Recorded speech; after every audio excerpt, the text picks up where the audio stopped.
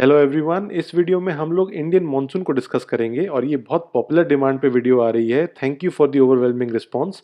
आप लोगों ने इतने अच्छे फीडबैक और इतना अच्छा रिस्पांस हमारे एंड्रॉयड ऐप पे हमें दिया और काफ़ी सारे यूजर्स ने बोला कि हमें इंडियन मॉनसून पे एक वीडियो दो, तो हमने इसके लिए एक वीडियो बना दी अब। और इस वीडियो में हम ये जानने की कोशिश करेंगे कि मॉनसून एक्चुअली है क्या। तो सब लोग जानते हैं कि मॉनसून इंडिया में आता है, बारिश होती है, एक सीजन चलता है। बट एग्जैक्टली इसका मैकेनिज्म क्या है और मॉनसून आखिर हो क्यों रहा है, क्या इसका लॉजिक है, इसकी थ्योरीज क्या हैं। ये बहुत इंटरेस्टिंग थ्योरीज हैं। फिर उसके बाद हम देखेंगे कि विंड फॉर्मेशन प्रोसेस एक्चुअली है क्या, और एडवांसिंग और रिट्रीटिंग मॉनसून क्या होते हैं, साउथ वेस्ट मॉनसून और नॉर्थ ईस्ट मॉनसून। उसके बाद आपने कभी जानने की कोशिश कभी की हो कि इंडिया में ही मानसून क्यों हो रहा है, south Asia south east Asia में ही मानसून रेनफॉल क्यों हो रही है, ये पूरी दुनिया में क्यों नहीं होता है, ये भी हम जानने की कोशिश करेंगे। उसके बाद हम देखेंगे कि मानसून होने के बावजूद इंडिया में कुछ जगहों पे फ्लड्स हैं, कुछ जगहों पे ड्रॉट्स हैं, ऐसा क्यों है, कुछ जगहों पे रेनफॉल बहुत ज़्यादा है, कुछ पे बहुत कम है। तो ये सारे प्रोसेस हम समझेंगे इस पूरी वीडियो में। तो बने रहिए इस वीडियो में, बहुत कुछ इंटरेस्टिंग सीखने को मिलेगा। All right, let's begin.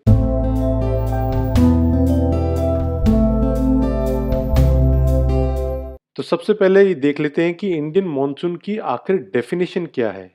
तो इंडियन मॉनसून को हम ऐसे डिफाइन करेंगे कि it is the seasonal reversal of wind accompanied by corresponding changes in precipitation. तो ये सीजनल रिवर्सल ऑफ विंड क्या है, बहुत ही इंपॉर्टेंट फ्रेज है, इसके बारे में पता होना बहुत जरूरी है क्योंकि इसी से मॉनसून डिफाइन होता है। तो मान लीजिए ये इंडिया का पेनिनसुलर रीजन है। यहाँ पे समर्स में जो मॉनसून आएगा वो इस डायरेक्शन से आएगा, साउथ वेस्ट रीजन से। और ये साउथ वेस्ट रीजन से जो मॉनसून आ रहा है इसको हम बोलते हैं साउथ वेस्ट मॉनसून या एडवांसिंग मॉनसून। और जब विंटर्स में मॉनसून है ये रिट्रीट करता है, इस डायरेक्शन से। ये नॉर्थ ईस्ट मॉनसून होता है और ये वापस जाता है इंडिया के पेनिनसुला से बाहर। तो ये जाते जाते इस रीजन में, जो तमिलनाडु का रीजन है, सदर्न आंध्र प्रदेश और ईस्टर्न तमिलनाडु, चेन्नई के आसपास का एरिया, यहाँ पे बहुत कैटास्ट्रॉफिक फ्लड्स आते हैं, बहुत ज़्यादा बारिश होती है। सुनने में आता है और न्यूज़पेपर में पढ़ने को आता है कि चेन्नई में विंटर्स में फ्लड्स आ जाते हैं। तो ये रिट्रीटिंग मानसून से आते हैं।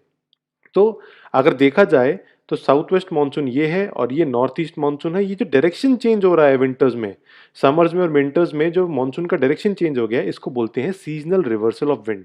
तो चलिए मानसून के बारे में कुछ और बातें भी जान लेते हैं। सबसे पहले ये है कि मानसून वर्ड जो है ये अरेबिक वर्ड मौसम से आया है, मौसम।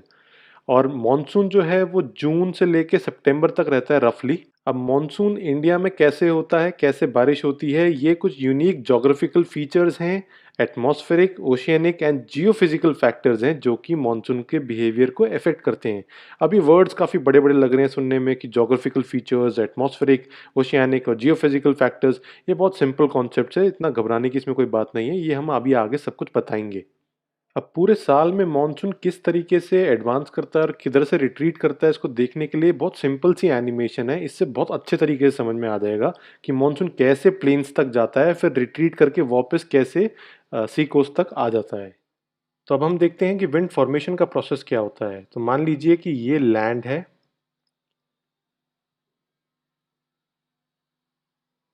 और यहाँ पे सी है, ये सी है। तो सनलाइट की एक खासियत होती है कि अगर हम यहाँ पे सन बना दें, सनलाइट की खासियत ये होती है कि वो लैंड को जल्दी हीट अप करेगा और वाटर को थोड़ा रुक के हीट अप करेगा। तो यहाँ पे जो सन रेज हैं ये लैंड को हीट अप कर देंगी, हीट्स अप द लैंड। और इससे क्या होगा कि यहाँ पर एक लो प्रेशर बन जाएगा। लो प्रेशर बनने से, एक वॉइड बनने से, जो कंपैरेटिवली यहाँ पर सी के ऊपर एक हाई प्रेशर बन जाएगा। अब ये हमें पता होना चाहिए कि विंड का जो डायरेक्शन होता है वो हमेशा high pressure to low pressure होता है, इसीलिए सी ब्रीज हाई प्रेशर से लो प्रेशर तक जाएगा। और जब ये सी ब्रीज फ्लो करता है तब ये मॉइस्चर उठाता हुआ जाता है। ये मॉइस्चर इसने सी से उठाया और इस मॉइस्चर को यहाँ लो प्रेशर पे ले जाके छोड़ दिया। अब इस लो प्रेशर पे जोग्राफिकल टेरेन्स होने की वजह से ये राइज अप करता है, और जब ये एयर ऊपर राइज करता है तो यहाँ पर क्लाउड फॉर्मेशन हो जाता है। ये हमारे क्लाउड्स बन गए। अब क्लाउड्स बन गए और यहाँ पे ये एयर कूल डाउन हो गया, इसलिए ये क्लाउड्स इस मॉइस्चर को रिटेन नहीं कर पाते और इसको यहाँ पर गिरा देते हैं। तो ये हो गई बारिश। इसको बोलते हैं प्रेसिपिटेशन। अब प्रेसिपिटेशन होने की वजह से ये जो एयर फॉर्मेशन बना, ये वापस अब अपनी जगह पे पहुंच जाएगा। ये एयर वापस यहाँ पे जाके सबसाइड कर गया। तो बेसिकली ये जो साइकिल बनी, ये जो साइकिल बनी है from high pressure to low pressure, फिर एयर को राइज करके, फिर प्रेसिपिटेशन होने के बाद वापस हाई प्रेशर जो बना था उधर तक साइकिल कंप्लीट करने पे, इस साइकिल को हम प्रोसेस ऑफ विंड फॉर्मेशन बोलते हैं। और इसी साइकिल से सब जगह बारिश होती है। मॉनसून का प्रोसेस ऐसे ही बनता है। अब देखते हैं कि विंटर्स में क्या होता है। विंटर्स में विंड फॉर्मेशन का जो प्रोसेस होता है ये पूरा रिवर्स हो जाता है। तो अगर ये मेरा लैंड है फिर से और ये सी है, तो यहाँ पे प्रोसेस रिवर्स ऐसे होगा कि सन इतना इम्पैक्ट नहीं कर पाएगा, तो land comparatively it cools down compare to the sea. तो जो सी है यहां पर इस बार लो प्रेशर बनेगा और क्योंकि लैंड ठंडा है तो यहां पे हाई प्रेशर बनेगा। तो जो इस बार विंड का जो प्रोसेस है वो उल्टा होने की वजह से लैंड ब्रीज चलेगा और ये लैंड ब्रीज जो है यहां से मॉइस्चर पिक करता हुआ इधर से एयर राइज करके क्लाउड फॉर्मेशन होगा और ये क्लाउड जब कूल डाउन हो जाएगी एयर, प्रेसिपिटेशन यहां पे गिरेगा। बारिश इस बार सी के ऊपर हो गई। तो ये प्रोसेस जो रिवर्स हुआ है, तो विंड फॉर्मेशन के प्रोसेस समर्स में कैसे होते हैं हमने देख लिए और विंटर्स में कैसे होते हैं। इसी से हमें पूरा एडवांसिंग मॉनसून और रिट्रीटिंग मॉनसून को समझना है। हालांकि ये वीडियो इंडियन मॉनसून के बारे में है, पर फिर भी हमें पता होना बहुत ज़रूरी है कि monsoon all over the world इसका एक्सटेंट क्या है। ये एक मिथ है, लोगों को लगता है कि मॉनसून सिर्फ इंडिया में है और साउथ एशिया रीजन में है। ऐसा नहीं है। Monsoons are experienced in the tropical area रफली बिटवीन 20 डिग्री नॉर्थ और 20 degree south. All over the world monsoon 20 degree north और 20 डिग्री साउथ के बीच में कन्फाइंड है ट्रॉपिकल रीजन में। हालांकि इंडिया में ये ट्रॉपिक ऑफ कैंसर के ऊपर भी है, नॉर्दर्न प्लेन्स में 23.5 डिग्री हो जाता है वो। बट इसका रीजन मेनली इंडिया के जोग्राफिकल टेरेन से रिलेटेड है, क्योंकि यहाँ पे आप देख सकते हैं कि कितना एक्सटेंडेड है। बाकी रीजन्स में ऑल ओवर द वर्ल्ड ये 20 डिग्री नॉर्थ से 20 डिग्री साउथ के बीच में कन्फाइंड है और ट्रॉपिकल रीजन्स में आपको मॉनसून देखने को मिलता है। अब हम बात करते हैं साउथ वेस्ट मानसून की, एडवांसिंग मानसून की, कि आखिर मानसून का ऑनसेट होता कैसे है और ये मानसून सी कोस्ट तक, जो इंडिया की कोस्ट है, यहाँ तक कैसे पहुँचता है। तो सबसे पहली चीज़ जो हमें देखनी है वो है कि नॉर्थ इंडिया के ऊपर एक लो प्रेशर बन जाता है। ये लो प्रेशर जो है ये हमने ऑलरेडी डिस्कस कर लिया है कि जब सन की हीट बहुत ज़्यादा हो जाती है तो लैंड जल्दी हीटअप होता है। ये वाला प्रोसेस सेम है, इससे लो प्रेशर बनता है और ये सभी विंड्स को अपनी तरफ खींचता है इधर से, साउथ वेस्ट रीजन से। तो ये विंड्स जब आते हैं तो ये मॉइस्चर पिक करके लाते हैं और ये एक रीज़न है, वन ऑफ द रीजन जिससे कि मानसून बनता है। दूसरा है आईटीसीजेड। अब मैं होप कर रहा हूँ कि आईटीसीजेड का मतलब पता होगा। यह है इंटर ट्रॉपिकल कन्वर्जेंस जोन। और अगर आपको आईटीसीजेड के बारे में नहीं पता है तो आप कमेंट सेक्शन में लिखिए, हम इसके ऊपर भी एक वीडियो बना देंगे। अब आईटीसीजेड की जब बात आती है, ये रहता है 5 डिग्रीज की रेंज में, 5 डिग्रीज ऑफ लैटिट्यूड। और यहाँ पे जो ट्रेड विंड्स होते हैं ये कन्वर्ज करते हैं। अब आईटीसीजेड की खासियत ये है कि इस रेंज में है, लेकिन समर्स के टाइम में आईटीसीजेड शिफ्ट होके गंगा प्लेन्स के ऊपर आ जाता है। अब आईटीसीजेड शिफ्ट होके आ गया गंगा प्लेन्स के ऊपर, राइट। अब इसके बाद क्या होगा कि इसके शिफ्ट होने से इन ट्रेड विंड्स को और ज़्यादा बूस्ट मिलता है कि ये इस तरफ बढ़ते हैं और इवेंचुअली ये इंडियन पेनिनसुला के ऊपर आ जाते हैं। अब तीसरा रीज़न है हिमालयाज़। अब हिमालयाज़ का रोल यहाँ पे वॉइड क्रिएट करने का है कि ये लो प्रेशर को बनाए रखे। और हिमालयाज़ का एक और कारण भी है कि ये एक बैरियर की तरह काम करता है कि जो विंड्स इंडिया के पेनिनसुला के ऊपर आ गए हैं ये यहाँ से क्रॉस करके आगे ना जाएं और ये सारा प्रेसिपिटेशन इंडिया और सदर्न जो इंडियन पेनिनसुला है, सब कॉन्टिनेंट है, इसके ऊपर ही सारा प्रेसिपिटेशन आ जाए। इसके बाद अगला रीजन है तिब्बतन प्लेटो। अब तिब्बतन प्लेटो की खासियत ये है कि अगर ये प्लेन्स हैं और यहाँ पर हिमालयाज हैं तो तिब्बतन प्लेटो यहाँ है। तो ये एक अपलिफ्टेड प्लेटो है। अब इस प्लेटो में होता क्या है कि गर्मियों में बहुत ज़्यादा हीटअप होने की वजह से ये गर्म तवे की तरह बन जाता है और यहाँ पर एक लो प्रेशर बनता है और एयर जो है वो राइज करना शुरू हो जाता है। अब इसके एयर के राइज करने से इम्पैक्ट पड़ता है ट्रॉपिकल ईस्टर्ली जेट स्ट्रीम्स पर।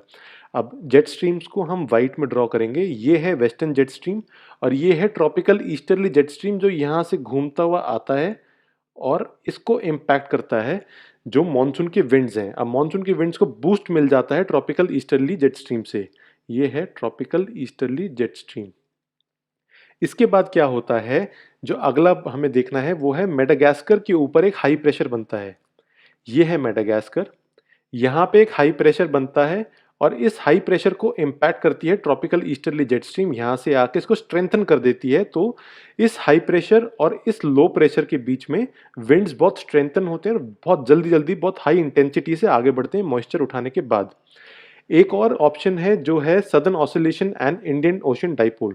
अब ये है यहाँ पे southern oscillation and Indian ocean dipole. अब बात हो रही है इंडियन ओशन की। ये बहुत ही इलैबोरेट कॉन्सेप्ट है जहाँ पे दो डाइपोल बन जाते हैं, हाई प्रेशर और लो प्रेशर का, और सदर्न ऑसिलेशन में ये फ्लिप होते हैं। ये बहुत ही इलैबोरेट कॉन्सेप्ट है, इसको हम और डिटेल में किसी और वीडियो में करेंगे कवर। लेकिन अभी के लिए हमें ये जानना जरूरी है कि सदर्न ऑसिलेशन और इंडियन ओशन डाइपोल की वजह से भी मॉनसून स्ट्रेंथन होता है। एक और रीजन है वो है ये है सोमालिया। सोमालिया से सोमाली करंट इंडिया की तरफ जाता है और यहाँ पर एक जेट स्ट्रीम बनती है जिसका नाम है फ्लिंडलेटर जेट स्ट्रीम। अब इसकी खासियत ये है कि जब ये इंडिया के सब कॉन्टिनेंट की तरफ बढ़ता है तो ये स्ट्रेंथन करता है मॉनसून विंड्स को और ये करंट्स को इतना स्ट्रेंथन कर देता है कि ये मॉइस्चर उठाते हुए इंडियन सब कॉन्टिनेंट तक पहुंच जाते हैं। तो ये रीजंस हैं मॉनसून के ऑनसेट के। अब साउथ वेस्ट मॉनसून का हमें ऑनसेट तो पता लग गया है, अब ये देखते हैं कि ये एक बार इंडियन पेनिनसुला तक पहुंचने के बाद आगे कैसे बढ़ता है। सबसे पहले हमें ये पता होना चाहिए कि जब साउथ वेस्ट मानसून इंडिया तक पहुंचता है तो इसकी दो ब्रांचेस बनती हैं। एक है अरेबियन सी ब्रांच और दूसरी होती है बे ऑफ बंगाल ब्रांच। तो ये है बे ऑफ बंगाल ब्रांच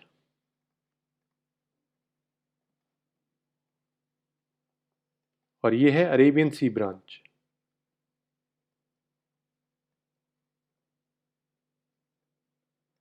तो इसके बाद हमें एक और चीज़ पता होनी चाहिए कि जो अरेबियन सी ब्रांच है वो टकराती है आने के बाद वेस्टर्न घाट्स से। अब वेस्टर्न घाट्स का बहुत ही इंपॉर्टेंट रोल है मॉनसून्स में, क्योंकि इससे बहुत सारे रीजन्स का जोग्राफिकल टेरेन और वहाँ की वेजिटेशन, वहाँ की क्रॉप्स, वहाँ का एग्रीकल्चर इम्पैक्ट होता है। तो जब अरेबियन सी ब्रांच आके वेस्टर्न घाट्स पे टकराती है तो वो डाइवर्ट हो जाती है टुवर्ड्स द नॉर्थ। अब ये आगे बढ़ते बढ़ते जो काठियावाड़ पेनिनसुला है गुजरात, यहाँ से अंदर घुसती है इंडिया के पेनिनसुला के अंदर। और जो बे ऑफ बंगाल ब्रांच है ये आगे बढ़ती बढ़ती सीधा जाती है नॉर्थ ईस्ट रीजन में, जो पटकाई बूम और पूर्वांचल माउंटेन्स है इनसे टकराने के बाद ये मुड़ती है नॉर्दर्न प्लेन्स की तरफ।